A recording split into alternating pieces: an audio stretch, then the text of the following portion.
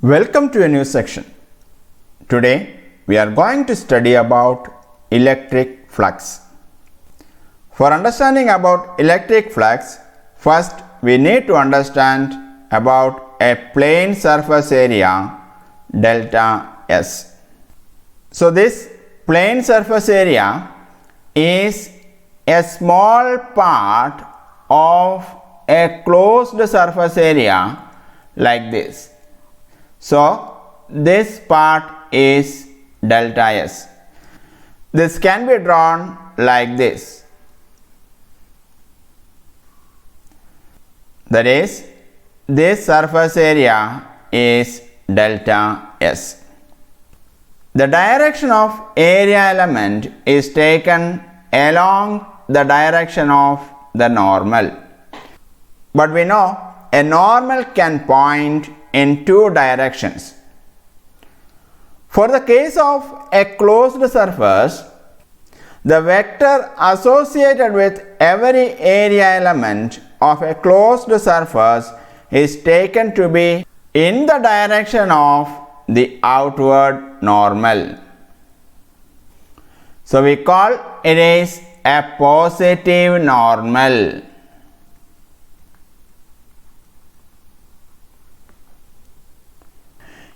If we draw a vector of magnitude delta S along the positive normal, it is called area vector delta S.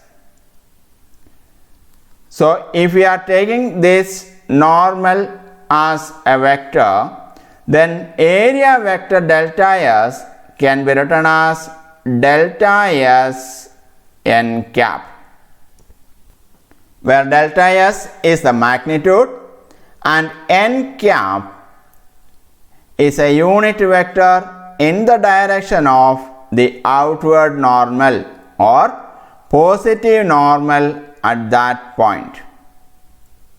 So an area delta S can be represented as a vector which is having a magnitude delta S and the direction is along the outward normal or positive normal at that point.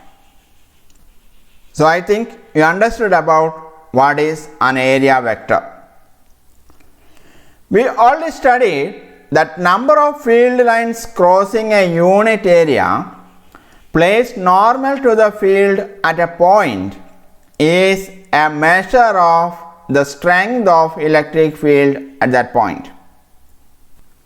So if we place a planar element of area delta S normal to the electric field E, then the number of electric field lines passing through the area delta S is proportional to E delta S. Now consider if the area element makes an angle theta with the electric field. So this is electric field E.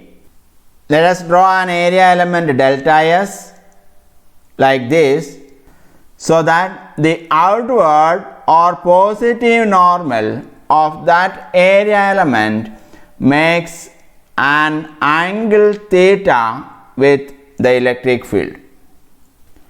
Now we can see the number of electric field lines passing through that area element is smaller than this case because of the tilt.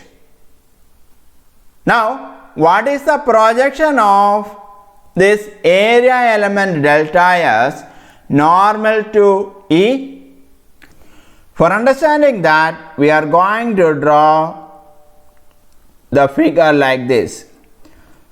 If you are marking it as A, B and C, then AB is the projection of area element delta S normal to the electric field lines E. If this angle is theta, then we can say this angle is also theta. Therefore, cos theta is equal to AB divided by delta S, or AB is equal to delta S cos theta, or we can say the projection of the area element delta S normal to the electric field E is delta S cos theta. Therefore, in this case, the number of electric field lines passing through delta S, if the area element delta S makes an angle theta with E, is proportional to E delta S cos theta. And this quantity, that is E delta S cos theta, which is represented as delta phi, is called electric flux of the electric field through the chosen surface. So, electric flux is proportional to the number of electric field lines cutting the chosen surface area, and that is defined as delta phi is equal to E delta S cos theta, where delta S cos theta is the projection of the area element delta S normal to the electric field E. We already know E and delta S are vectors, and their magnitudes are represented here as E and delta S. Therefore, E delta S cos theta can be written as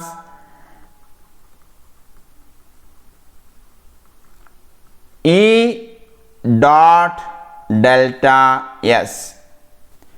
So, we can represent the electric flux as E dot delta S, that is a scalar product. That means the electric flux is a scalar quantity.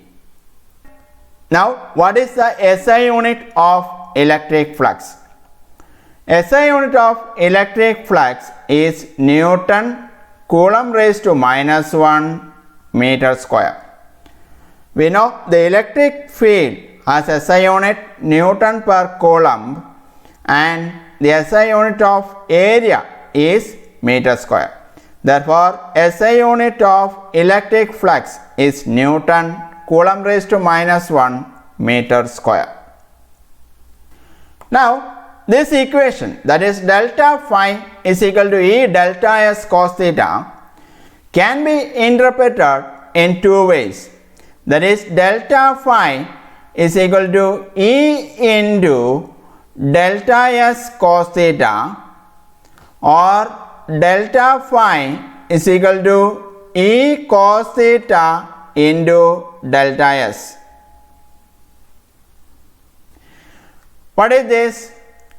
In this case, we can see delta S cos theta is the projection of the area element delta S normal to E.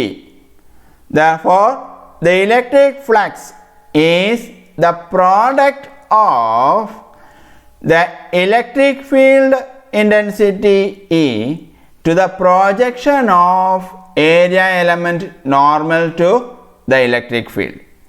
That is the first interpretation. And the second is E cos theta into delta S.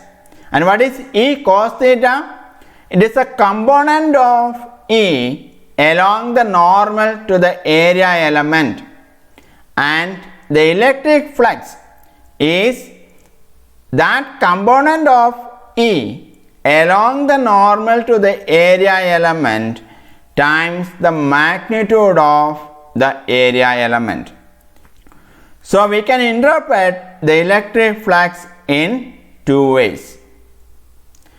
Now, we are going to understand two special cases, that is when theta is equal to 0 and when theta is equal to 90 degree.